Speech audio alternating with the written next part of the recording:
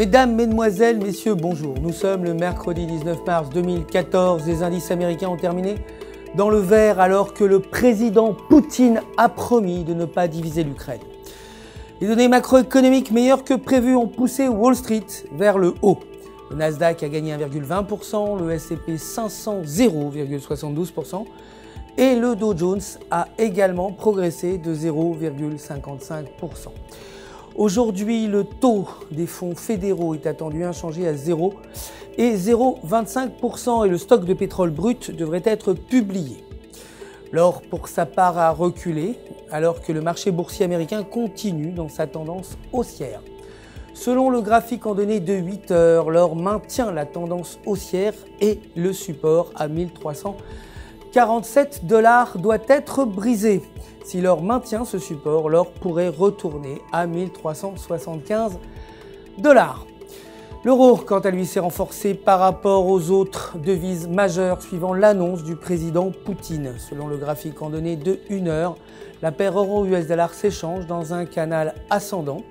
Croisé en dessous du support à 1,3880 devrait stopper l'élan haussier et envoyer la paire en direction de 1,3800. Aujourd'hui, les émissions d'obligations allemandes à 10 ans doivent être publiées.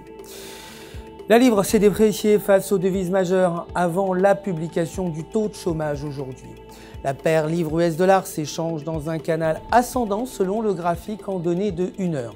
La résistance se situant à 1,6620 et le support à 1,6520. Cependant, briser la résistance pourrait mener la paire à 1,6700.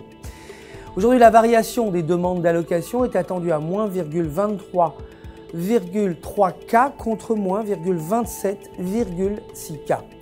Le vote du taux directeur par le MPC à 0,09 et le taux de chômage à 7,2%.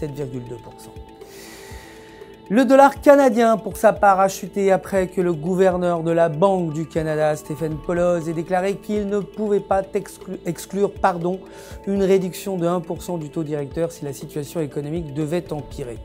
Sur le graphique en données de 4 heures, la paire dollar américain, dollar canadien rencontre la résistance à 1,1150. Briser la résistance pourrait mener la paire à la prochaine résistance à 1,1190. Aujourd'hui, les ventes en gros sont attendues à 1,2% contre moins 1,4% précédemment. C'est la fin du flash. Prochain rendez-vous demain matin. Merci de nous avoir suivis pour les dernières nouvelles des marchés. D'ici là, restez bien sûr avec nous connectés sur www.ufxmarkets.com/fr pour tous vos besoins de trading.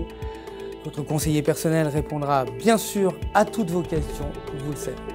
Le centre d'assistance du FX Market se joint à moi pour vous souhaiter une excellente journée de trading.